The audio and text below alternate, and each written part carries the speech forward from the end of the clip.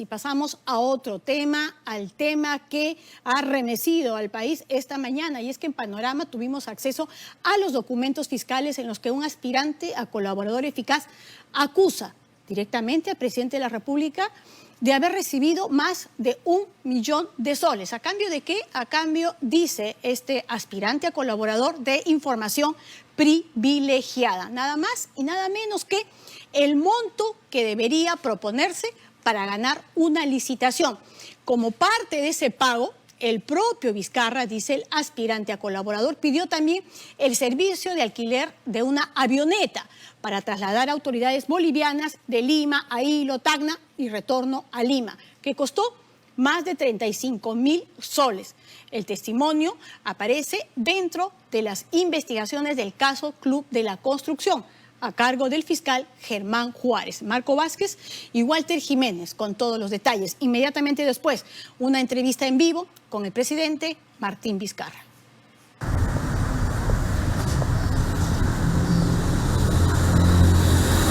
El Club de la Construcción toca la puerta. El señor Paul Elar Tejeda Moscoso se comunicó telefónicamente con el señor Martín Vizcarra Cornejo, indicándole que ya tenía parte de su encargo y que se apersone a las oficinas de Obrainsa. Sí, tristemente, un aspirante a colaborador en una investigación del equipo Lavallato peruano acusa al presidente Martín Vizcarra de haber recibido 1 millón de soles en 2 partes. En ese momento, el señor Elar Paul Tejeda Moscoso hizo entrega de los 400.000 soles en efectivo dentro de un sobre de Manila al señor Martín Vizcarra Cornejo. Luego de ello, el señor Martín Vizcarra Cornejo procedió a retirarse de las oficinas de Obrainsa con el dinero que indebidamente había recibido. Este es el edificio donde se encuentran las oficinas de la empresa constructora Obrainsa. El jueves 8 de octubre pasado, el día donde el presidente decretó que sí se trabajaba, el Ministerio Público laboró, pues, de acuerdo a este documento, un equipo al mando del fiscal Germán Juárez Atoche acudió a las oficinas de la gerencia para recabar información y copias espejos del servidor que permitieran corroborar la declaración del testigo aspirante a colaborador eficaz 10-2018. ¿Qué más testificó el aspirante a colaborador? ¿Cómo se entregó la segunda parte del dinero al entonces gobernador de Moquegua, Martín Vizcarra? Se realizó solicitando nuevamente los fondos a Obrainsa para ser atendido con cargo a la cuenta dividendos de accionistas. Confirmada su disponibilidad, se procedió a cobrar el cheque número 000241968 del Banco Continental, emitido el 4 de abril del 2014 por 600.000 soles. El dinero fue entregado en la oficina de Obrainsa entre los días 4 al 7 de abril del 2014, en horas de la tarde, donde se realizó la entrega en un sobre de Manila conteniendo los 600.000 soles en efectivo que fueron recibidos personalmente por Martín Vizcarra Cornejo. La declaración que involucra al presidente de la República tiene fechas precisas, detalles, números de cheques, números de cuentas, números de celulares, facturas y mails, nombres de funcionarios, y narra cómo el CEO de la empresa constructora Obrainsa le entregó 1 millón de soles más el alquiler de una avioneta por 35.000 soles al presidente regional de Moquegua, Martín Vizcarra Cornejo entre diciembre del 2013 y abril del 2014 por la obra Línea de Conducción 1, Hawái, Lomas de Hilo. Todos los detalles con documentos exclusivos esta noche en Panorama.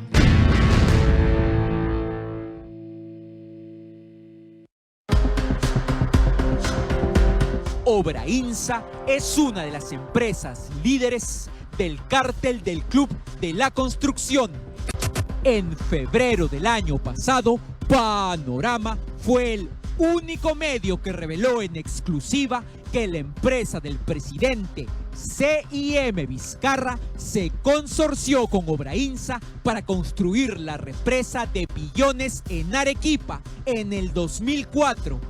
Años más tarde, Obrainsa ganaría millones en el gobierno regional de su ex socio y luego en el MTC del mismo Vizcarra. Nadie dijo nada. Obrainsa tenía como gerente general a Elard Paul Tejeda Moscoso, sobre quien cayó una prisión preventiva y estuvo prófugo. Y como presidente a su hermano mayor, Manuel Ernesto Tejeda Moscoso. La declaración del aspirante a colaborador eficaz narra los hechos y pagos realizados por el gerente general de toda la empresa, Elard Paul Tejeda Moscoso. Cumpliendo el cronograma de licitación, el 31 de octubre del 2013, el consorcio Obrainsa-Astaldi presentó en la oficina de la UNOPS todos los términos solicitados en los términos de referencia. En septiembre del 2013, el proyecto Pasto Grande del gobierno regional de Moquegua encargó a la UNOPS licitar la línea de conducción 1 desde la zona conocida como Hawái hasta Lomas de Hilo. En resumen, 63 kilómetros de tramo especializado para colocar tuberías de riego. Obrainsa, en consorcio con la italiana Astaldi, presentó propuesta por 86 millones de soles contra su competidor. Posteriormente, el 4 de noviembre del 2013, el consorcio Obrainsa-Astaldi recibió un correo electrónico de la señora Karina Ruiz, quien tenía el cargo de asociado en adquisiciones de la ONOPS, citando a los representantes del consorcio Obrainsa-Astaldi para el mismo día, 4 de noviembre del 2013, a una reunión a las 3 p.m. en las oficinas de la ONOPS, ubicadas en la avenida Pérez Araníbar 750. Efectivamente, de acuerdo a los documentos de licitación, sí había una Karina Ruiz en UNOPS. La reunión sucedió para que Obrainsa reajuste los precios de su propuesta. Del precio que finalmente ofertaran dependería el éxito o el fracaso del consorcio Obrainsa-Astaldi. ¿Cómo saber entonces cuánto ofertar para ganar? Es ahí donde, de acuerdo a la versión del testigo, llamaron a quien sí conocían, su ex socio y actual presidente regional, precisamente de Moquegua, Martín Vizcarra Cornejo. El señor Elard Paul Tejeda Moscoso de Obrainsa, entre los días 4 o 5 de noviembre del año 2013, se comunicó telefónicamente desde su celular o desde su teléfono fijo directo con el señor Martín Vizcarra Cornejo a sus teléfonos celulares, a quien conocía personalmente, ya que anteriormente las empresas Obrainsa y CIM Vizcarra habían conformado parte del consorcio Colca para la obra Presa de Pillones. Martín Vizcarra le hizo saber al señor Elard Paul Tejeda Moscoso que se encontraba en Lima y que estaba informado de la presentación de las ofertas a ONOPS. El presidente regional de Moquegua ofreció acudir a Obrainsa. Dicha reunión se realizó en las oficinas de Obrainsa, entre los días 4 y 5 de noviembre de 2013, en horas de la tarde, la secretaria de la gerencia de Obrainsa, señora Carmen Ríos Quinteros, recibió al señor Martín Vizcarra Cornejo y lo invitó a pasar al directorio. El señor Martín Vizcarra Cornejo fue incisivo en señalar que la convocatoria para esta licitación pública se había hecho sin indicar el valor referencial. Sin embargo, le manifestó al señor Elar Paul Tejada Moscoso que iba a brindar información privilegiada, procediendo a señalar que para este proyecto el gobierno regional de Moquegua tenía un presupuesto asignado de 90 millones de soles. Era determinante que para poder adjudicar el contrato al consorcio Obrainsa Astaldi, que su monto máximo para ofertar para la construcción no exceda 81 millones de soles. Eso, según la declaración del colaborador, era el dato clave, el número ganador, información privilegiada para presentar una oferta y ganar la licitación. Por aquello, de acuerdo a la declaración, llegó el pedido del gobernador. Al final de la reunión, el señor Martín Vizcarra Cornejo le requirió un pago a Elar Paul Tejada Moscoso por el apoyo otorgado al haberles manifestado el monto máximo a ofertar.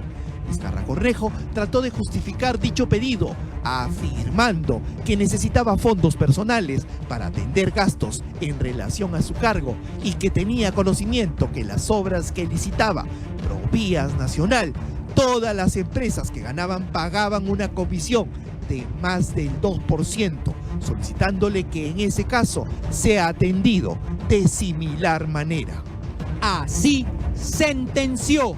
Solicitó que el consorcio Obrainsa Astaldi le pague el 2% del costo directo de la obra. Los hechos dicen que Obrainsa efectivamente ofertó 80.900.000 soles, ganó la licitación y el 6 de diciembre del 2013 firmó el contrato por la línea de tuberías Hawái-Lomas de Hilo. Esta es la foto de la firma con el ingeniero César Bairo Orellana de Obrainsa, ahora fallecido, José Luis Núñez del Proyecto Especial Pasto Grande y con Martín Vizcarra, presidente regional de Moquegua. Según el colaborador, días antes de la firma, Vizcarra pidió el favor de alquilar una avioneta para trasladarse a reuniones, gasto a cuenta de lo pactado. Hay abundantes correos electrónicos y la factura que evidencian que Obrainsa pagó 35.000 soles por el favor del charter de un avión. Sin embargo, eso solo era lo primero. 11 días después de la firma del contrato, una semana antes de Navidad, el 17 de diciembre del 2013, este es el documento exclusivo del primer pago del adelanto para Obrainsa Astaldi por 16 millones de soles. Con eso ya en el bolsillo del consorcio, el colaborador señala que recibió la llamada del gobernador Vizcarra al mes siguiente. El señor Martín Vizcarra Cornejo llamó al señor Elar Paul Tejada Moscoso alrededor del 20 de enero. La llamada fue a su celular o teléfono privado para solicitarle que lo atendiera con lo acordado y que tenía necesidad de hacer unos pagos, siendo de su conocimiento que en esa fecha el gobierno regional de Moquegua había procedido a cancelar al consorcio el adelanto directo. Detalladamente, el colaborador señala que dispuso de efectivo para pagar a Vizcarra así. Mediante cheque número 6000-234237 del Banco Continental del 27 de enero del 2014, girado a nombre de Tobías Puerta Gutiérrez, conserje de la empresa, por 400.000 soles. importe cobrado de las cuentas de Obra INSA y entregado en efectivo en las oficinas a Elar Tejeda Moscoso. Obviamente el testigo ha entregado todo el camino del dinero desde el pedido hasta el retiro. Así Tejeda Moscoso convocó a Vizcarra a una reunión en la empresa entre el 26 y el 28 de enero del 2014, junto al representante de Astaldi, junto a César Bairo Orellana, el firmante del contrato, también amigo de Vizcarra. Luego se retiraron y solamente quedó Vizcarra frente a Tejeda Moscoso. En ese momento, el señor Elar Paul Tejeda Moscoso hizo entrega de los 400.000 soles en efectivo dentro de un sobre de Manila al señor Martín Vizcarra Cornejo. Luego de ello, el señor Martín Vizcarra Cornejo procedió a retirarse de las oficinas de Obra INSA con el dinero que indebidamente había recibido. La segunda entrega del dinero, de acuerdo al testigo, fue acordada en abril del 2014 bajo la misma modalidad, mediante cheque número 000241968 del Banco Continental del 4 de abril del 2004, girado a nombre de Tobías Puerta Gutiérrez, conserje de la empresa, por 600.000 soles. Importe cobrado de las cuentas de Obra INSA con cargo a la cuenta de dividendos de los accionistas y entregado en efectivo en las oficinas a Elar Tejeda Moscoso. Con el dinero en la mano, nuevamente Tejeda llamó al presidente regional de Moquegua, Martín Vizcarra, a las oficinas de Obra INSA. Así, el aspirante a colaborador eficaz señala: el dinero fue entregado en la oficina de Obra INSA entre los días 4 al 7 de abril de 2014, en horas de la tarde, donde se realizó la entrega en un sobre de Manila conteniendo los 600.000 soles en efectivo que fueron recibidos personalmente por Martín Vizcarra Cornejo. Para cubrir el dinero indebido que se pagó de acuerdo al testigo, se realizó el clásico contrato ficticio entre las empresas del consorcio, documento también entregado en la colaboración. Las visitas de Vizcarra al edificio Obra INSA, por su lado, han sido corroboradas por las secretarias que lo atendieron aquel 2013 y 2014. Así, un colaborador con una lluvia de detalles y fechas, correos, cheques, retiros, corroboraciones, documentos, señala que se entregó 1 millón de soles al presidente regional de Moquegua por la obra Línea de Conducción número 1, Hawái, Lomas de Hilo.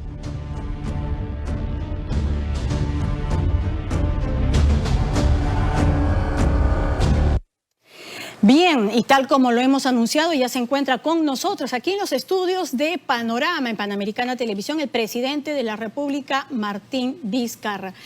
Presidente, muy buenas noches. Agradezco en verdad esa predisposición suya a querer aclarar muchas de las cosas que se han dado a conocer el día de hoy y también algunos durante esta semana. Muchas gracias. No, al contrario, gracias por la invitación. Hace una semana, como indiqué, íbamos a dar ya entrevistas a medios de comunicación, ¿no? Claro. Y siempre, como lo hemos hecho con anterioridad, porque en toda la época de la pandemia dábamos conferencia de prensa con preguntas de los medios, ¿no?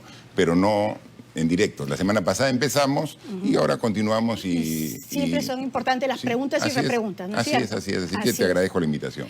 Bueno, vamos a lo que se ha conocido el día de hoy y un expediente también al que Panorama tuvo acceso, ¿no? Y es que un aspirante a colaborador eficaz asegura que a usted se le entregó en 2 partes más de 1 millón de soles, ¿no es cierto? Y esto además ocurrió primero una reunión en las oficinas de Obra INSA en la que se hace la solicitud de este pago y luego a ese mismo lugar se retorna luego para el cobro de estas 2 cuotas. Usted conoce a los hermanos Tejeda, ¿no es cierto? Sí, los conozco, pero no tengo ninguna relación de amistad con ellos. Pero fueron socios suyos, ¿no es cierto? Una vez en un contrato en Arequipa trabajamos. Eso lo voy a explicar a continuación. Pero lo que yo quiero es empezar la entrevista rechazando así categóricamente lo que ha manifestado este colaborador eficaz, ¿no? Aspirante a colaborador eficaz, que está desde hace 2 años, desde 2018, aspirando, ¿no? Y obviamente, como no tiene ninguna prueba, por eso no se lo reconoce como colaborador. Porque una vez que dé pruebas de lo dicho, recién podría ser calificado como colaborador. 2 años, según lo que manifiesta el propio Ministerio Público, está de aspirante colaborador. Ahora, sobre ese punto, como para no ir dejando cabos sueltos, es cierto que hace 2 años presentó, pero en el camino se fue cayendo. Hubo incluso una época en la que estuvo considerado prófugo y este en verdad es un nuevo proceso, ¿no es cierto? Entonces, un nuevo proceso en el que pues tendría que estar aportando algo que realmente sea significativo. Está bien, sí, pero digo, o sea, rechazo categóricamente. Yo realmente creo que en toda mi vida nunca he estado tan indignado como estoy ahora. Desde muy temprano en la mañana, cuando tomé nota e información del titular del Diario del Comercio, ¿no? ¿Y qué tal si empezamos por los hechos uno a uno? Porque eso es lo más importante. Por supuesto. ¿Alguna vez ha estado usted en las oficinas de Obrainsa, especialmente en esas fechas en las que se relata esto, ¿no es cierto? En el año 2013, ¿no es cierto? Que es cuando se supone que ocurre. ¿Ha estado usted ahí en reuniones con el señor Tejeda? He estado en reuniones de carácter técnico cuando ya la obra fue adjudicada. O sea, cuando ya la obra fue adjudicada, ha habido reuniones de carácter técnico. Esta obra es sumamente importante para la región Moquegua. Para que tengan una idea, la obra, la irrigación Lomas de Hilo, es equivalente al proyecto Majes en Arequipa, o es equivalente al proyecto Chaimochic en La Libertad. O sea, es de esa magnitud de importancia. Entonces, obviamente... ¿Se ha estado en reuniones? Mi cargo de presidente regional, ahora gobernador regional de Moquegua, fue de 4 años. 2011, 12, 13 y 14. Y esa fue una de las prioridades para que llevar adelante este proyecto. Pero digamos, y apuntando directamente a lo que dice este aspirante a colaborador eficaz, hay una llamada entre el 3 y 4 de noviembre. Ahí le preguntan respecto a este proyecto que se tenía que hacer y que estaba en un proceso de licitación. Usted acude a la reunión el 4 o 5 de noviembre. A esa reunión puntualmente me estaba refiriendo. ¿Acude entre el 4 y 5 de noviembre a las oficinas de Obrainsa en San Isidro? En esa oportunidad no. No, esas fechas no. En esa oportunidad no. ¿Estaba en Lima? Mire, yo soy gobernador regional de Moquegua en esa oportunidad. Entonces podía viajar a Lima como hacen todos los gobernadores, ¿no? Entonces, pero en esa fecha, en esa oportunidad, no tuve ninguna reunión en absoluto. Porque, miren, es que lo que hay que dejar claro aquí es que el proceso de licitación de este proyecto lo llevó a cabo la Oficina de Proyectos de Naciones Unidas. O sea, lo hizo UNOPS. Y usted tiene que consultar con propio UNOPS para ver cómo lleva adelante estos procesos. Pero por eso le explico cuál sería el punto y por eso el tema tan importante respecto a la fecha. Porque en esa llamada usted acude. ¿Por qué? Porque precisamente había una preocupación en Obrainsa porque ellos estaban proponiendo 86 millones, ¿no es cierto? Pero no había el valor referencial. Era una licitación en la que no había valor referencial. Y UNOPS les dice, están muy altos. Pero se quedan pensando, ¿y cuál es la cifra adecuada, la precisa? Y es ahí que lo llaman, usted se ofrece, de acuerdo a este, ¿no? Acude y ahí otorga la cifra. Al dar la cifra, eso es lo que está en tela de juicio. El billón es porque usted les da la cifra, dice 81 millones y entonces con estos 81 ya pues cualquier proceso lo pasaba. Pero la misma información que acabo de estar viendo en la antesala de su reportaje dice que el proyecto Pasto Grande tenía para esa hora 90 millones. Así es, porque no es solamente eso. Por eso, 90 millones. O sea, ¿qué sentido tendría decir que baje cuando tenía 90 millones? ¿Por qué? Porque son 3 etapas. Uno es para ingeniería, otro es para la obra, otro es para supervisión. El orden podría ser distinto. Entonces, para la obra se habría asignado solamente esos 81.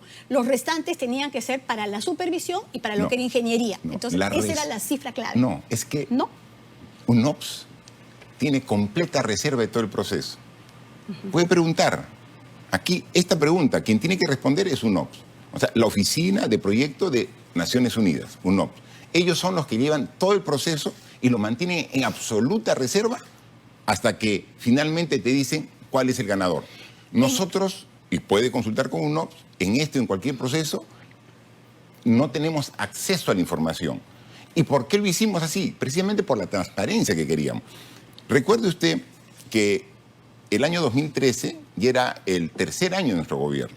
Entonces nosotros podíamos y teníamos la potestad de hacer una licitación siguiendo... Claro, pero había otro paso importante, según señala precisamente este señor, y lo que el relato. Es cierto que la cifra era importante, usted me dice que no tanto, pero en todo caso queda ahí. Pero además, en parte de ese testimonio dicen, porque además, una vez que UNOPS termina con el proceso, se lo hace conocer al gobierno regional, y el gobierno regional puede vetar o no puede vetar. Entonces, parte del paquete sería darte el dato y al mismo tiempo no vetarlo, no ponerle obstáculos. No.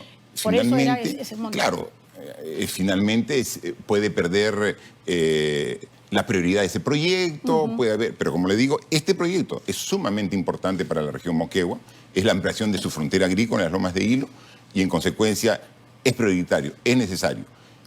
Se había hecho la gestión el primer año para dar la viabilidad del proyecto, el 2011. El 2012 se hace el expediente técnico. El 2013 se hace la gestión para solicitar recursos, como hace cualquier gobierno regional ante el Ministerio de Economía y Finanzas. Y asignan los recursos. Entonces teníamos viabilidad, teníamos expediente técnico, teníamos los recursos el año 2013 y para eso, en vez de hacer la licitación nosotros, por una decisión del Consejo Regional, es que se termina que lo haga uno. Ahora, yo entiendo que en el caso suyo, digamos, apuesta por ese tipo de modalidades. Quien determina es el Consejo Regional. Periodísticamente se ha mostrado en reiteradas oportunidades que se haga bajo UNOPS no garantiza absolutamente nada. Y Contraloría ha mostrado en diversas oportunidades... con UNOPS para que vean... No, por eso. En Cusco, en caso mismo Lavajato, el Hospital Lorena, UNOPS, en Ancash, la cantidad de veces que ha estado UNOPS, OIE, y eso no ha garantizado para nada la transparencia. Pero esos, los problemas que se dan en estos proyectos, como por ejemplo Lorena, que lo conocemos perfectamente, son por las adendas. O sea, no es por el contrato, no es por la limpieza del proceso, son por las adendas. Para no salirnos en todo caso el tema, pero en el caso de Ancash, porque nosotros hemos estado... No, es que por eso... Punto, entonces, para empezar, usted no estuvo entonces, no estuvo en la reunión y por tanto no habría dado la cifra. Ese es el tema 1. Y no puedo dar la cifra porque no la conozco.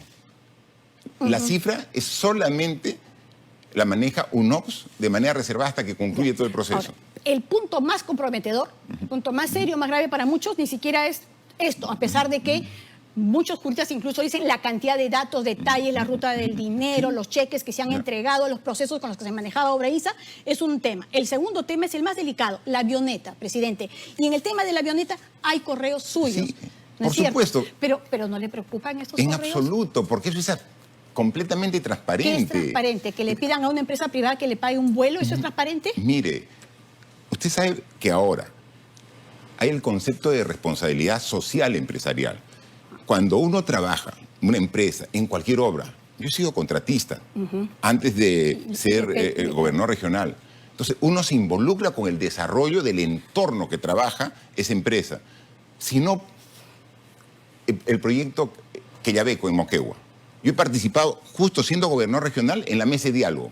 Y finalmente, el acuerdo que hemos logrado con Anglo American, que va a llevar a cabo el proyecto Quellaveco, es que ellos van a hacer la mina de Quellaveco, sí, pero adicionalmente van a dar 1.000 millones de soles para el desarrollo de Moquegua, que lo está trabajando a través... Me parece válido. Ya, perfecto. El tema de desarrollo de Moquegua. ¿Qué aporta llevar congresistas o funcionarios bolivianos en medio de la firma de una licitación que acaba de ganar esta empresa? Le explico. Esta obra es precisamente para desarrollar las Lomas de Hilo, con una visión de agroexportación. O sea, la obra que estamos haciendo de este proceso que llevó uno era producir ampliación de frontera agrícola con productos de agroexportación. ¿Y por dónde se los exporta? Por el puerto. El gobierno boliviano, de varios años atrás, tenía interés en el puerto de Hilo, porque la carga de salida e ingreso de Bolivia van por puertos chilenos. Es por Arica y por Iquique.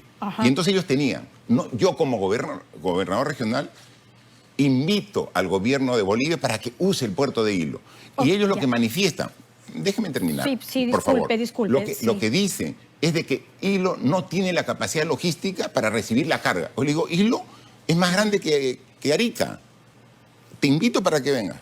Y entonces el ministro de Economía, Luis Arce, con la ministra de Planificación, Viviana Caro, que luego ha sido representante del BID aquí en el Perú vinieron a ver las características del puerto de Hilo para usar su terminal y poder enlazar con el proyecto Lomas de Hilo. O sea, Sí, había pero una relación directa. ¿Tiene usted correos que hablen, que acrediten que ese era el tipo de relación que Por se está supuesto, manejando? por supuesto. Porque, y le pregunto por qué, y sería bueno Ya. que en algún momento podamos hacer, porque si uno lee estos correos, Ya. lo que en todo caso uno entiende es que eso está ausente y la preocupación mayor de usted es cuánto va a ser la cotización del tamaño del avión, pero además dejando claro que quienes lo van a pagar son ellos. Y están hablando Así de su es. correo, presidencia, en primer caso, región Por Moquegua, supuesto. y en el segundo usted dice, agradeceré la ayuda, no, la lista, ¿no es cierto? Y en el otro sí es personalmente, el correo mvizcarra@regionmoquegua.com. Está bien, Región Pero Moquegua, es así institucional. Ya. O sea, todos Nuevamente, los correos son pero, institucionales. Presidente, a lo que yo voy es,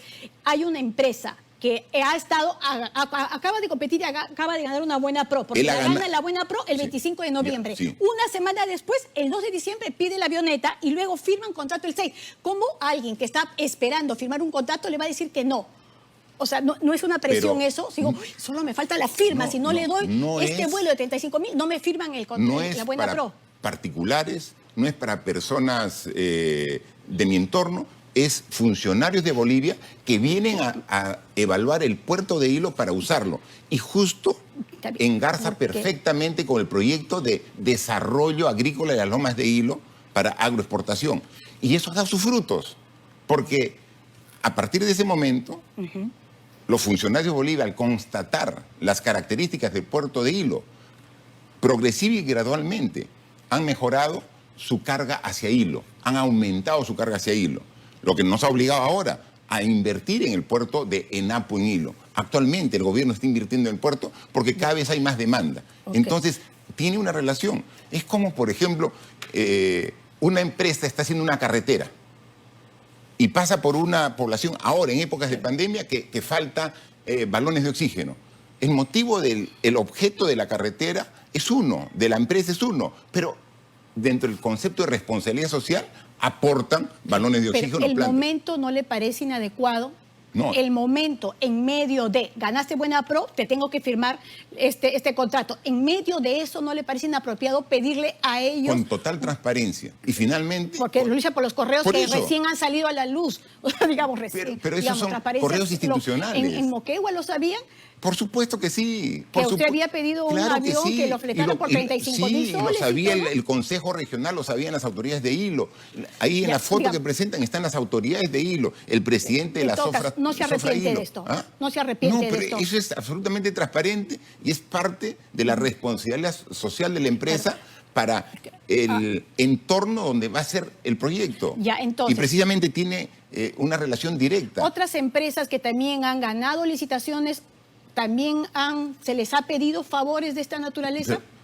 Claro, usted me dice vinculados a la responsabilidad social. Por supuesto. Pero es importante saber, porque en aras de esa transparencia de la que estamos conversando, sería importante saber a cuántas empresas más se les ha pedido cotizaciones, pagos como esto, transparentemente. Sobre este tema está O ahí con otros, todo. u Por otros. eso, de todas las empresas No, con no, no, las que- diga.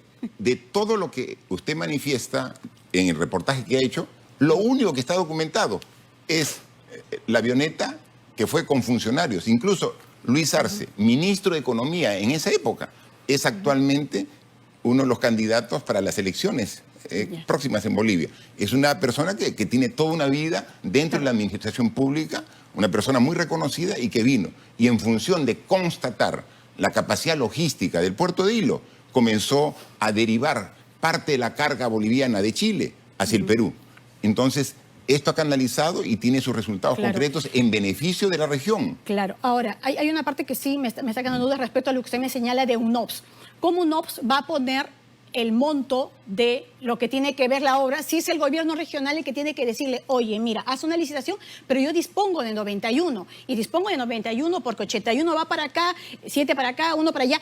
Entonces, ¿cómo no podría fijar esos montos, presidente? A ver, ilústrame, por favor. Mire, nosotros lo que le damos a UNOPS es el expediente técnico, Con los montos. con los montos Por eso. referenciales, todo. UNOPS, ya una vez que tiene el expediente técnico y tiene el encargo del gobierno regional a través del Consejo Regional para hacer este proceso, ellos hacen su propio estudio de mercado Y ellos determinan una obra de esa magnitud, de esa complejidad, cuál es el costo. Entonces, ellos tienen sus rangos. Y entonces, si los postores salen de rango, recomiendan declarar desierta. Si los postores están dentro del rango que UNOPS determina con toda la información técnica que se le da, ellos determinan. Son ellos los que determinan. Pero el monto no lo tiene que fijar, en este caso el proyecto. Nosotros le damos con el monto referencial. Es la entidad, por eso. Sí, le damos con el monto referencial, pero es UNOPS quien hace el estudio de mercado y determina el rango. Por eso, entonces usted sí sabía, pues. No el sabíamos. Referencial. El monto referencial.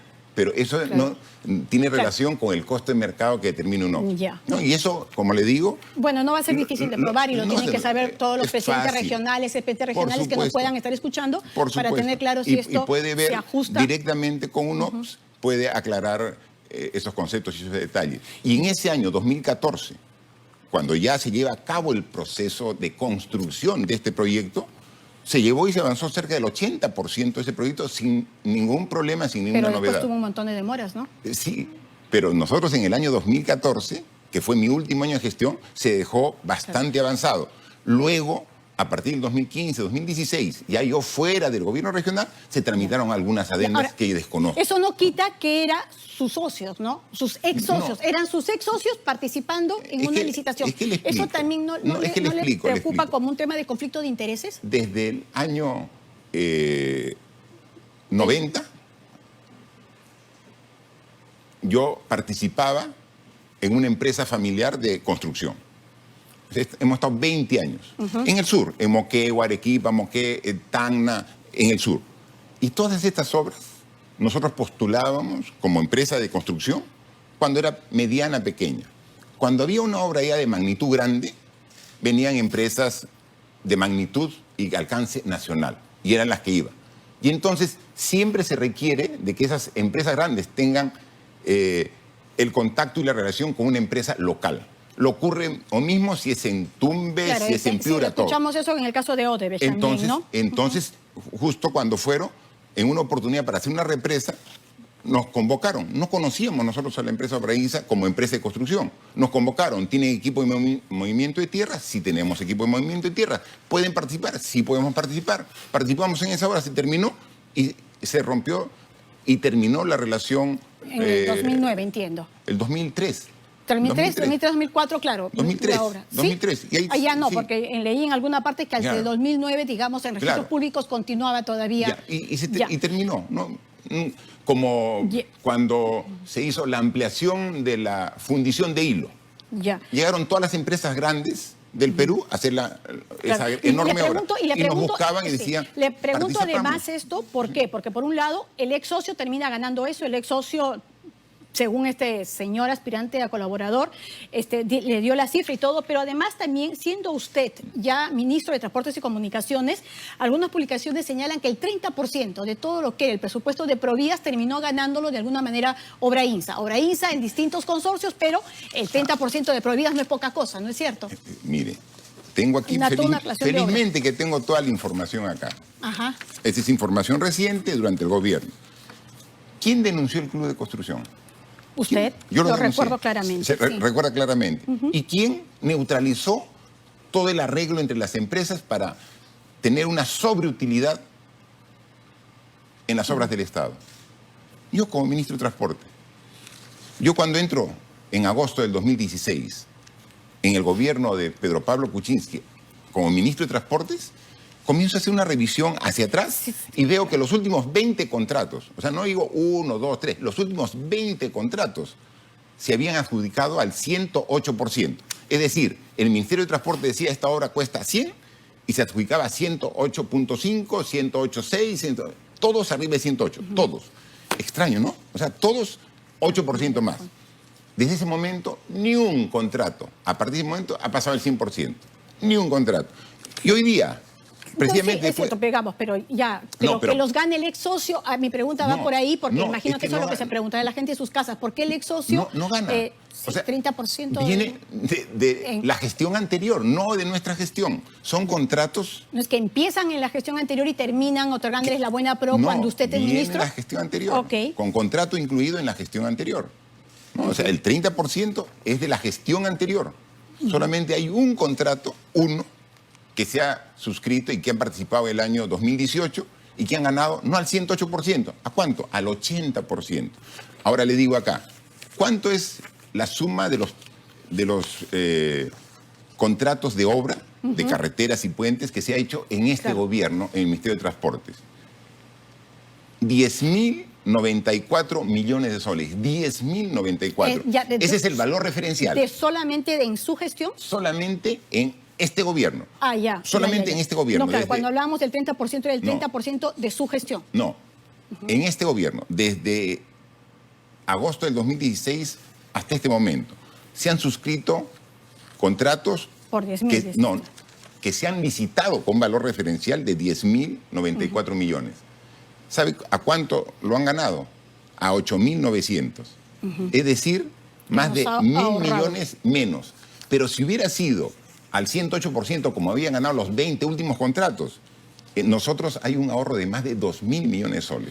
O sea, lo que hemos hecho, no solamente hemos denunciado al Club de la Construcción, sino hemos tomado cartas en el asunto y actualmente los cambios que hemos hecho en los procesos de licitación dentro del Ministerio de Transporte ha permitido ahorrar más de 2.000 millones de soles. O sea, 2.000 millones de razones para querer... a buena hora y por eso, entonces... Lo celebramos. Esto es hecho concreto, pero esto es lo concreto. O sea, esto es lo concreto. 2.051 millones de ahorros. También, digamos, tiene una medida para mí también lo concreto era saber si efectivamente Obrainsa, a través de consorcio, estuvo, en todo caso, con la respuesta que me voy a quedar, es con la que usted señala que fueron, en todo caso, ganaron licitaciones en el gobierno anterior y vamos viendo. Y en este gobierno ha ganado un proceso. Los otros son procesos del gobierno anterior. Y eso puede, de la época solos o consorciados. Eso puedo entregarle, pedir al Ministerio de Transporte para que le entregue. Pero mira, Rosana, o sea, hay muchos temas importantes que estamos enfrentando los peruanos ahora.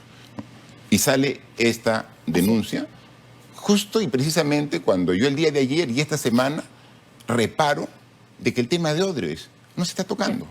O sea, ha pasado a un segundo plano. Pero, claro, usted apoyó el equipo Lavallato, ¿no? Entonces, el mismo equipo Lavallato es el que está en este momento denunciándolo. Está bien. Entonces, ¿o cree que ha pasado algo extraño? Este es Club de la Construcción. Es Club de la Construcción el caso, pero el equipo que está detrás de eso es el equipo Lavallato, el fiscal Vela.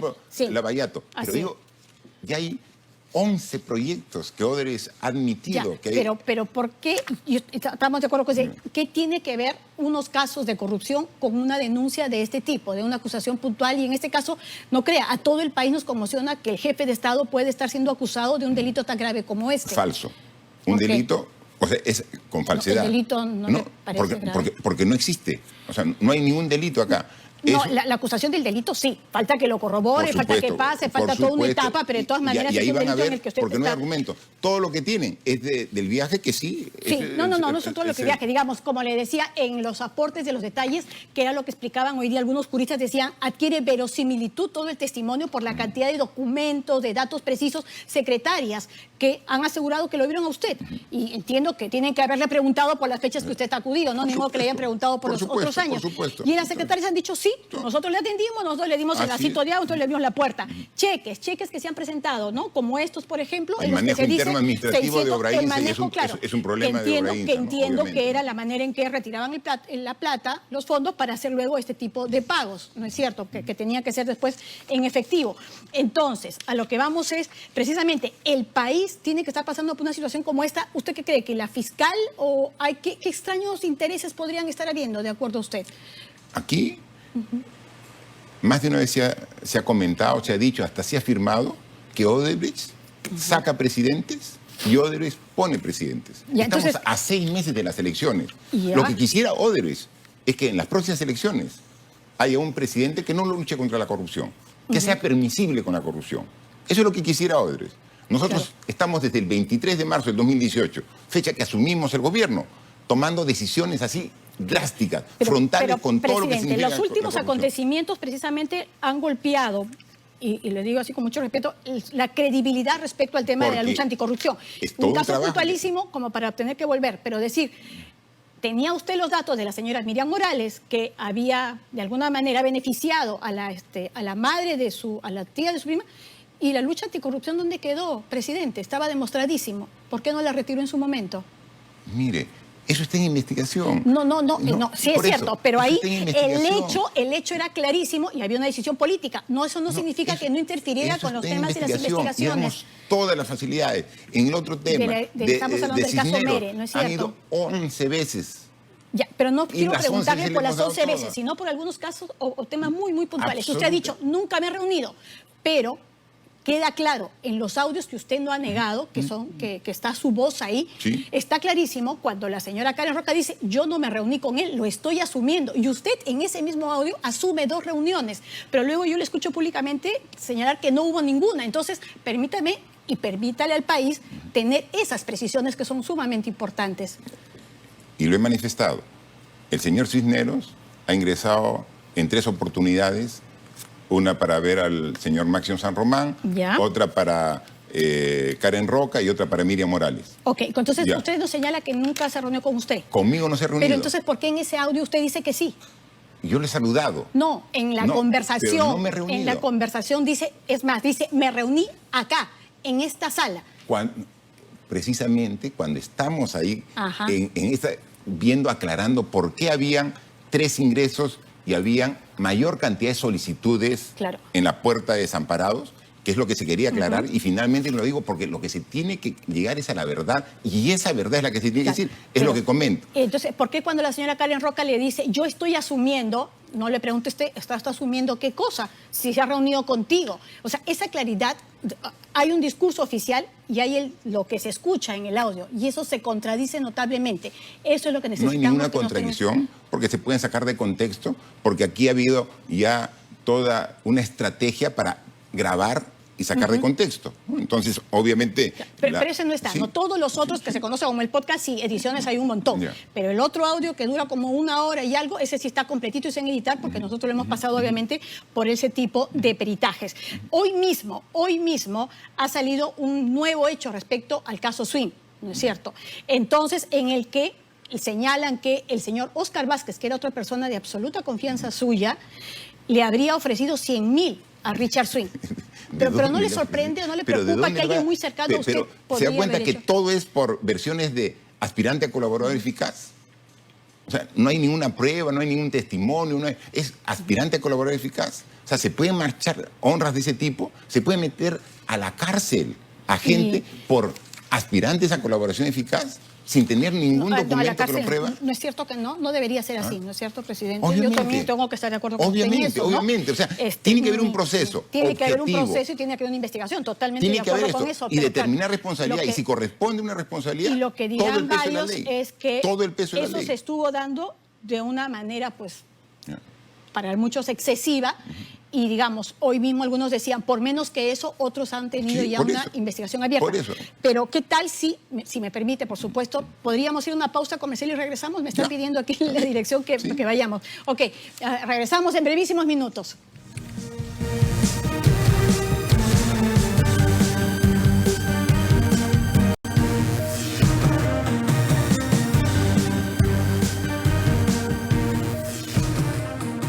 Seguimos con esta entrevista exclusiva el día de hoy con el presidente de la República, Martín Vizcarra. Presidente, si me permite, porque creo que quedaron pendientes algunas precisiones respecto al tema de Swing para ya poder pasar a los temas de Estado también, ¿no es cierto? Cuando usted dice, claro, en el caso que este presunto posible pago que habría hecho Óscar Vázquez a Swing, usted dice, claro, lo dice un colaborador eficaz, pero hubo un momento en el que entre los tantísimos audios que se soltaron, aparece uno en el que Richard Swing llama a Óscar Vázquez y dice que es de mi pago, diga, presidente, estoy necesitado, ¿cómo, cuándo y dónde? ¿Qué sintió cuando escuchó usted eso?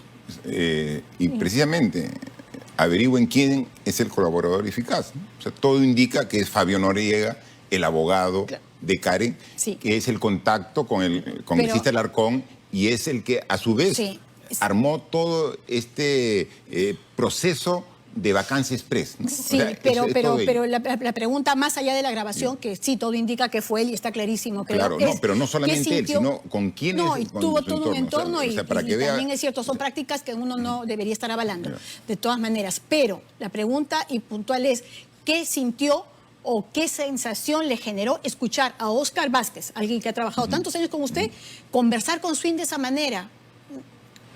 Y no lo Pero es sacó así de que inmediato. se supone que el señor Swing o Cisneros lo llamó para pedirle plata y decirle seguramente, que el no sé, presidente le dé. pero ya es la respuesta. O sea, no se le ha dado ni un sol, Claro. por lo menos de parte nuestra, no creo tampoco. Claro, no, pero de le llamó la atención, le dijo, Óscar, ¿por qué no lo cuadraste? ¿Por qué le dijiste, oye, ¿de qué plata me estás hablando? ¿No le dijo nada de eso usted a Óscar Vázquez después? De escuchar el audio. Obviamente le dije. Y también sobre el dicho de que se le estaba dando un abogado pagado. Claro, pero de su propia voz, haber escuchado eso, sí, le aclaró. ¿Qué le dijo usted?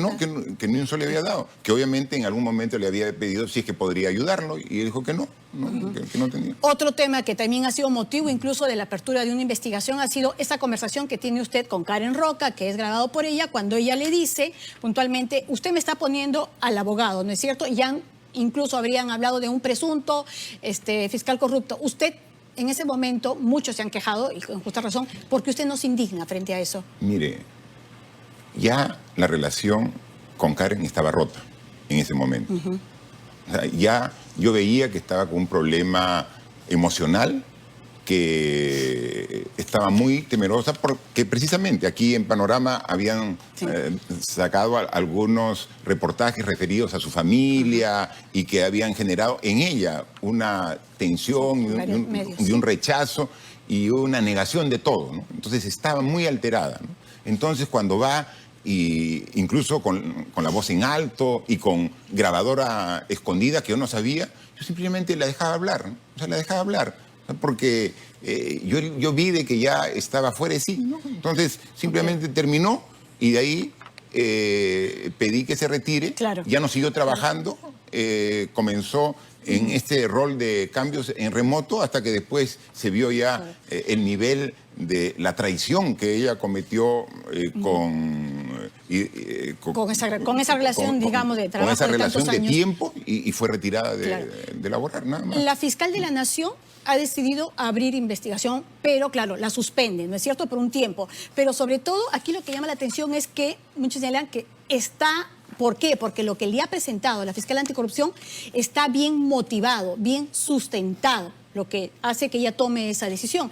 Y entre esos hechos que motivan y sustentan ese pedido en todo caso, es que se contaría con el testimonio de algunos exministros o exministras que señalarían que la orden les vino precisamente de Miriam Morales. No tengo la menor duda porque no ha habido ninguna orden. O sea, no tengo la menor Entonces, duda. ¿Miriam Morales habría mentido? No, es que no tendría por qué hacer ninguna recomendación. ¿Pero de por que qué no tantas ministras dirían eso? Pero es que es una especulación que usted manifiesta. No es una especulación. Está en el expediente fiscal. Sí, por eso. Y en el expediente fiscal señala, tenemos los testimonios de personas que aseguran que Miriam Morales les dio esa orden. No, usted ha dicho en ministras, ¿no? Sí, ministras también. No, pero no, por eso, a ver, hay que acceder a esos testimonios.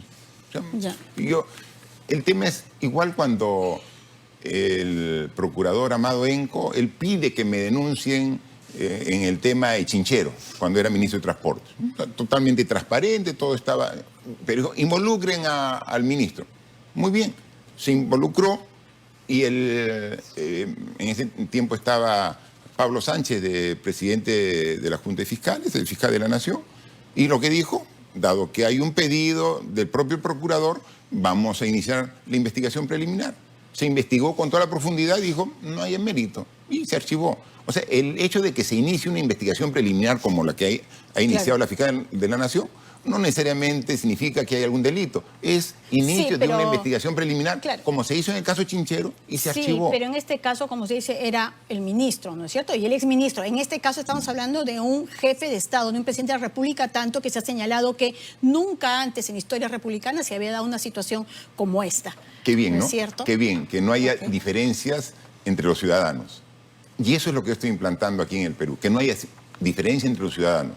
Que el representante del país, el presidente, se acoge y se somete a la investigación. O sea, no tengo ningún problema. Por eso, o sea, que digamos que un jefe de Estado se ha investigado. Pero, o sea, que haya esta independencia para que lo pueda investigar.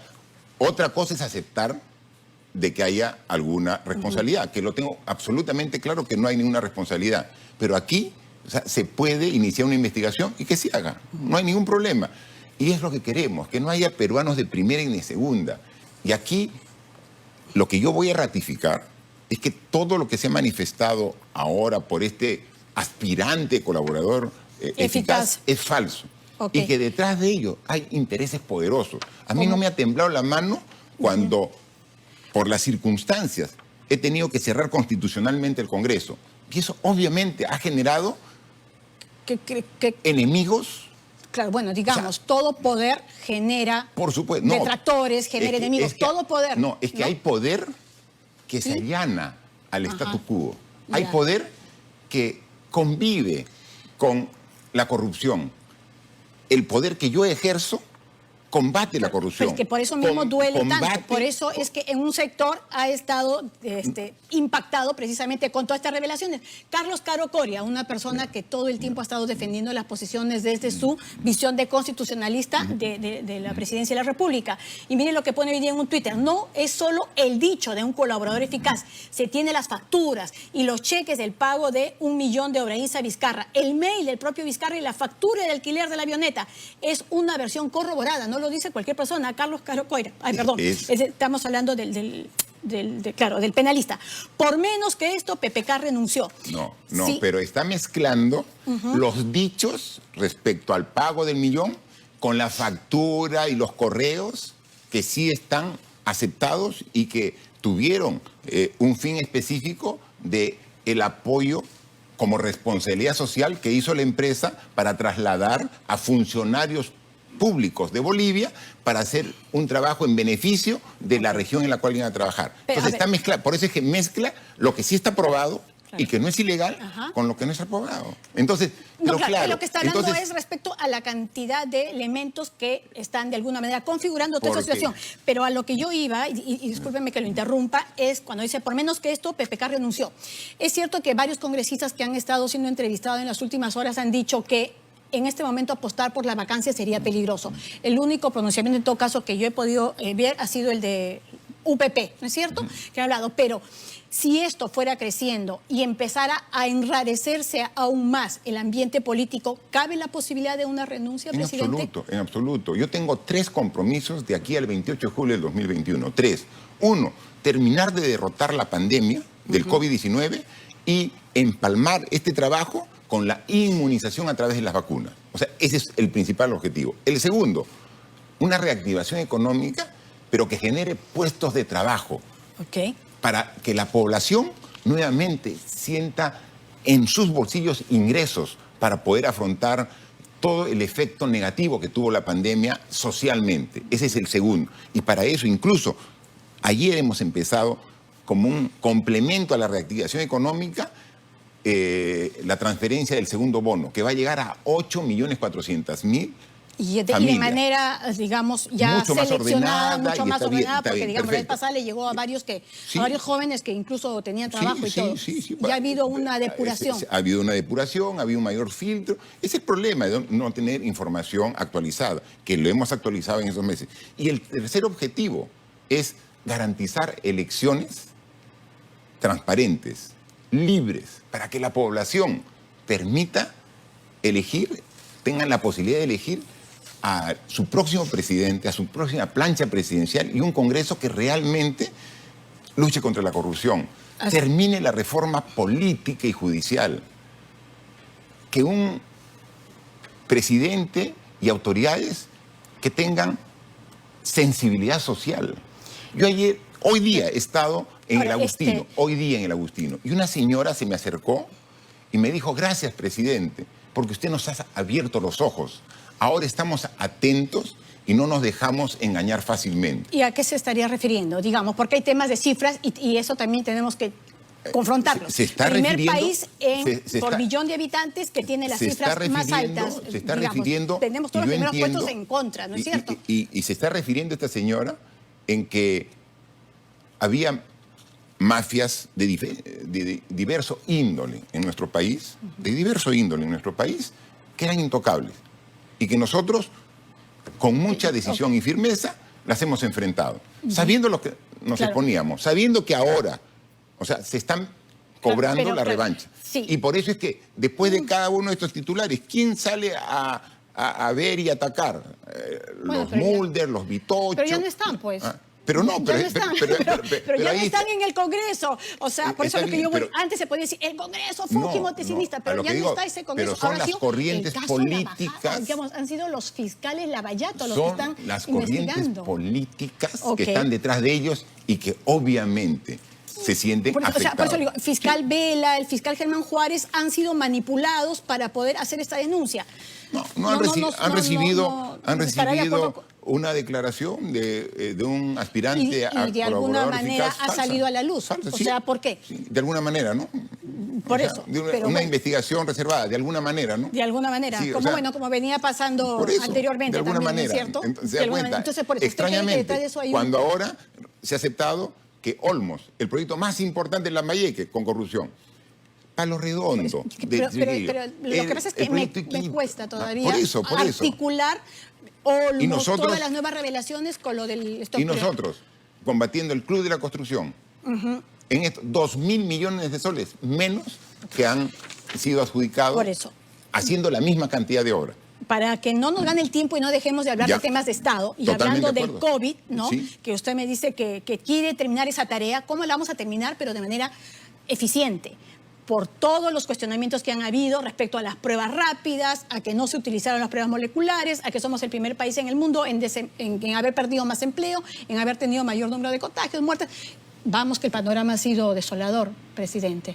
¿Panorama, el programa? No, el panorama COVID. Ya, Y la el gestión panorama. suya Ya, respecto al ya. panorama COVID. Y le digo, la curva de las últimas 8 semanas, 8 semanas. 8 semanas, después de un trabajo intenso, pero de todos los peruanos, para combatir con todos los problemas estructurales que tenemos. Es que es muy fácil decir, ¿y cómo tal país le ha ido mejor? Cuando Pero el tenía último puesto, 10, no, pero porque, por eso- digamos, no, es cierto no, que, no. pero estábamos a punto de entrar a la OCDE, estábamos supuestamente con una, Sí, pues, además sí, pues, teníamos esa es la- unas reservas increíbles, o sea, tan Es que mal no estábamos esa- como para esa es la quedar en el ilusión, último, pues, esa es en la el último ilusión que lugar, nos- ¿no es es la cierto? ilusión que nos habían vendido. Ya, pero ninguna O sea, autocrítica. queríamos entrar a la OCDE porque teníamos crecimientos significativamente buenos, pero no teníamos un sistema de salud que atienda lo mínimo de la población. O sea Pero no claro, puede ser. pero O sea, queríamos vivir. O sea, No, en base a un creíamos que ya maquillaje, teníamos, en por base a un supuesto, sí. maquillaje. No, es que era Está bien, solo maquillaje. pero Entonces tenemos en que ir a la gestión, parte estructural. En la Por parte eso. de gestión, es cierto que hay problemas estructurales y durante Ya, toda la primera y por etapa eso. nosotros hemos señalado, ojo, hay que ser conscientes de los problemas estructurales desde aquí, desde Ya. el panorama. Y los hemos Pero cambiado, eso no quita los que problemas también haya habido estructurales. un tema de gestión. No, En el pero- tema de gestión, ¿usted cree que no se ha fallado absolutamente en Hay nada? muchos errores, por supuesto, y cada vez que salgo en las conferencias, asumo los errores. O sea, soy Por autocrítico. eso, sobre todo el tema del último lugar, Soy ese es el que duele. autocrítico, soy autocrítico, pero vea ahora cuál es la situación y cuál es la tendencia. Vea ahora, en este momento, cuál es la situación. Estamos nosotros, en este momento, como teníamos tanta limitación, el Perú cerró completamente su economía. Y entonces, obviamente, en el mes de abril hubo una caída de 40% negativa. Ya, en 3 meses recuperamos 30 puntos de esa caída. En 3 meses. Claro. Así como dice, fue grande la caída. No hay un país del mundo que haya Claro, recuperado en pero 3 quienes meses. nos están mirando dirán, bueno, se cayó tan bajo que cualquier respiro, que bueno. cualquier muevo un músculo y ya subí. Entonces ¿No es usted cierto? me reclama de que por qué bajamos. No, Cuando le digo no, que no. suba, dice cualquiera puede subir. No, Entonces, no, lo que yo le digo es que no. después de caer tan bajo el tema Por habría eso. sido el gol, el aplauso habría sido no caer tan bajo. Porque es que tuvimos que hacerlo porque cerramos la economía. Porque si no, los muertos no serían 30.000, sino serían 200.000 los muertos. Claro. Ahora, ¿no? el Entonces, temor por es- eso tuvimos que cerrar. Porque nosotros priorizamos la persona, la salud. Eso es lo que priorizamos. Sí. Y ahora, en esa misma línea, hoy día hemos comenzado, ayer y hoy día, a vacunar. Pero, obviamente, no la vacuna del COVID, que todavía está... No, pues, porque esa todavía pero está. sí a vacunar 26 enfermedades, 17 vacunas. Que han sido Y- descuidadas también, ¿no? Sí, porque estamos atendiendo el COVID. Pero ahora vamos a retomar. Solamente hoy día se ha multiplicado por 10 la meta que nos pusimos.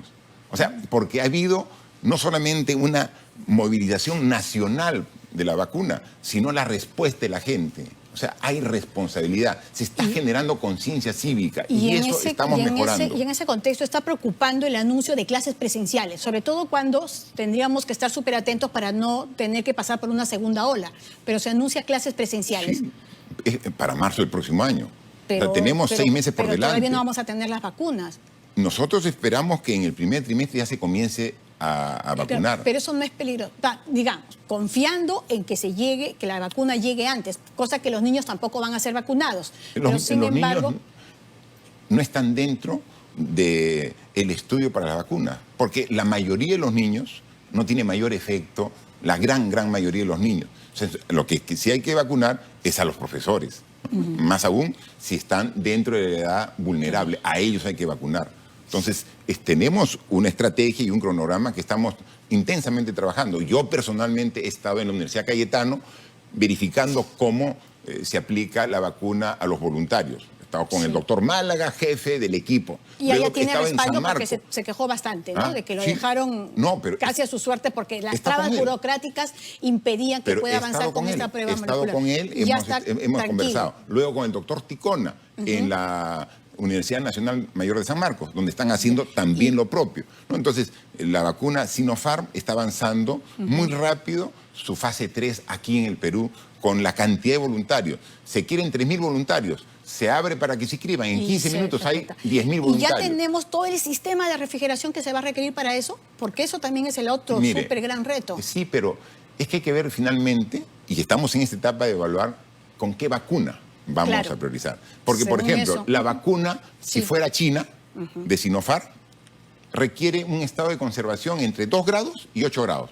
Es decir, como un frigider. El de su casa, el de mi casa, cualquier. Y es la misma, el mismo sistema logístico de lo que hoy día se está vacunando. O sea, se saca el material de los conservadores y se va en los coolers. Y simplemente te vas y no tienes ningún problema. Pero hay algún tipo de vacunas que sí requiere una logística muy sofisticada. Entonces hay que ver si es que ese tipo de vacunas es la que tenemos que implementar acá. Es parte de lo que está evaluando en esta etapa el equipo técnico, ¿no? Entonces, porque podría ser una vacuna que requiera mantener la misma a 70 grados bajo cero. No tenemos cadena de frío para ello. O sea, comprar la cadena de frío sería más caro que la propia vacuna. No tendría sentido. Entonces, eso es lo que estamos trabajando, ¿no? Y lo más importante es que ya se está programando todo el equipo que va a trabajar, las Fuerzas Armadas, las enfermeras que son las que aplican. Para este nivel de distribución que va a ser importante. El desarrollo logístico es todo un trabajo. La Organización Mundial de la Salud lanzó la iniciativa COVAX Facility, donde dice que ellos manifiestan que nadie está seguro si todos no estamos seguros. ¿No? O sea, nadie está seguro si todos no estamos seguros. Entonces, propone la Organización Mundial de la Salud de que en todo el mundo se vacune por lo menos el 20% de la población a través de esta iniciativa. Y ya hemos pagado nosotros el adelanto que decían para ese 20% de la población. Pero eso es a través de la iniciativa de la OMS. Pero estamos por otras alternativas directamente con los laboratorios, complementando, buscando que podamos tener la logística necesaria para llegar. El empleo. Hoy día también en un diario leía que tuvimos la caída más alta también, ¿no es cierto? En desempleo. Y también la recuperación más alta. Porque te dice que vamos, del empleo informal, pero el empleo formal va a tomar un montón de tiempo y pueda recuperarse. Un año. ¿Un año? Un año. ¿Sí? Un año. El 2021 debe estar optimistas estamos? Pero ¿sobre qué base?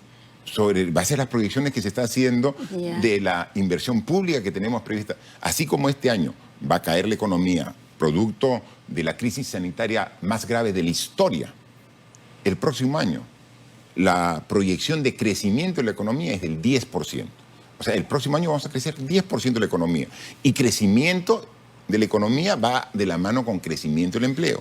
Entonces, estamos trabajando responsablemente para todo ello. Y estamos trabajando de manera descentralizada. El Arranca Perú que hemos hecho es con los 180 municipios provinciales. O sea, no estamos haciendo mantenimientos e inversión en las grandes carreteras, la Panamericana, no. Estamos llegando a los pueblos más alejados, donde nunca he llegado. O sea, cuando yo voy a una provincia, mañana viajo nuevamente, yo viajo toda la semana, mañana viajo al norte del Perú. Cuando llegamos, no dicen hace 10 años, hace 15 años, esta carretera Nunca el Estado le ha intervenido, nunca. Estamos llegando y así estamos trabajando, generando trabajo, pero generando productividad, porque son zonas productivas que tenían que salir en una trochita o en una semi. Que es el Perú, ¿no? Y eso, que es el Perú. Y así estamos Si algo requiere el Perú es infraestructura. Totalmente descentralizado. Pero en infraestructura se podría decir que su gobierno, en todo caso faltan varios meses, ¿no? ¿Está satisfecho con lo que se ha avanzado? Porque esa es una brecha que no se ha logrado pero se ha superar cerrado, y que se es ha cerrado parte de la brecha. Obviamente, estos 7 meses que estamos de pandemia ha generado... Claro. Yo hace poquito me he hecho una ruta hasta Piura y la verdad que uno tiene autopista que vas a 100 kilómetros por hora y luego pasas por zonas donde estás a 25 kilómetros por hora. Entonces vas entre 100, 25, 100, 25. O sea, también no está la brecha. No, es que lo que falta ahí es hacer las vías de circunvalación. Por ejemplo, en Chimbote. Estás yendo en una autopista y luego tienes que cruzar Chimbote para ver. Entonces tienes que hacer la circunvalación que la estamos licitando próximamente. Entonces, eso es lo que estamos trabajando. Hacia el sur. Llegamos solamente hasta Pisco. Ya en este año llegamos hasta Ica y seguimos pasando en doble vía, doble carril.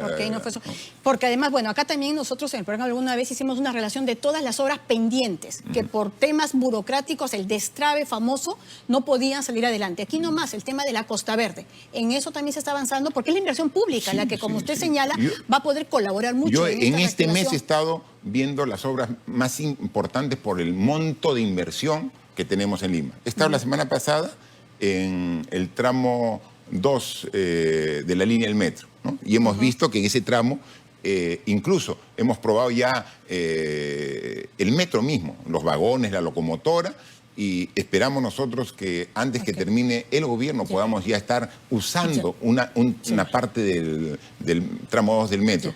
Ya están terminando de construir la nueva torre de control en el aeropuerto Jorge Chávez y están el movimiento de tierra para la segunda pista. Estamos trabajando, he estado en Chancay, inversión privada. Es decir, los capitales privados confían en el Perú. En Chancay está por iniciarse, ya están los trabajos físicos del puerto, el que sería el hub del Pacífico Sur. Obras realmente grandes, pero estas obras tienen que ir acompañadas de las obras pequeñas que le solucionan el problema al poblador más alejado. Y estamos llegando a eso. Y ya porque ya veo que también me está pareciendo que ya el tiempo se está agotando, estoy abusando de su generosidad. El tema de esta ley que se ha dado en el Congreso respecto a que serían incorporados estos maestros interinos a los 14.000. Yo he sido gobernador regional de Moquegua, 2011, 12, 13, 14. Los 4 años que fui gobernador, Moquegua salió primer lugar a nivel nacional en las evaluaciones censales que hace en comprensión lectora y lógico matemática, lo que indica la importancia que le doy a la educación. Y para tener buena educación requieres tener buenos docentes. Entonces la meritocracia es fundamental. Por eso la ley que rige todos los cambios que han hecho para mejorar la educación no puede perforarse con este tipo de decisiones del Congreso. La va a observar. Obviamente. Lamentablemente, se tiene que observar, ¿no? Pero es que hay muchos docentes que hacen gran esfuerzo para capacitarse, para estudiar, para seguir maestrías, postulan y califican y aprueban. Entonces no puede decir, vamos a incorporar estos 14.000 que no aprobaron. Entonces, ¿qué mensaje le damos a todos los que se esfuerzan? No te preocupes, porque después sale una ley y te va a incorporar. Yo creo que la educación es un tema tan importante como para jugar con ella. Entonces, comprendemos también la situación de los 14.000 personas. Hay que ver una salida, hay que darles la capacitación, el estudio, hay que determinar por qué es que no aprobaron para luego facilitar, pero no por ley aprobarlo, ¿no? Entonces, además, el más afectado va a ser, como siempre, el sector público, en este caso la educación del Estado, que es la que necesita una salud precaria, con una educación que sea tratada de manera irresponsable. Entonces, son los cimientos. Y tenga la seguridad que esta pandemia, a pesar que nos ha golpeado tremendamente, está dejando un sistema de salud mucho más fortalecido. Y esa es la meta que tenemos de aquí al 28 de julio de 2021. Y la vamos a necesitar además, ¿no? Falta todavía las consecuencias que va a dejar en otros campos, pero en fin, no le quito más tiempo. Muchísimas gracias. Muchísimas gracias por haber estado dispuesto. No, y siempre estamos, y como yo lo he dicho, nosotros no nos corremos. Cuando hay una denuncia, estamos aquí, dando la cara. poniéndonos de frente al pueblo al cual nos debemos. Su programa normalmente es muy crítico del gobierno. O sea, no se puede decir que Panorama es un programa afín, porque tampoco hay programas afines al gobierno. Hay los que nos dan y los que nos golpean, ¿no? Su programa, respetamos la libertad de prensa, nos da, pero sin embargo, usted me invita y estoy aquí para aclarar y salir con la frente en alto. Y seguiremos luchando contra la corrupción y no daremos un paso atrás en este objetivo. Y con gestos, presidente. Y con gestos, por supuesto, acciones concretas. Así es, muchísimas gracias. No, gracias, Rosana, muchas gracias. Nosotros nos damos una brevísima tanda comercial y seguimos con más aquí en Panorama.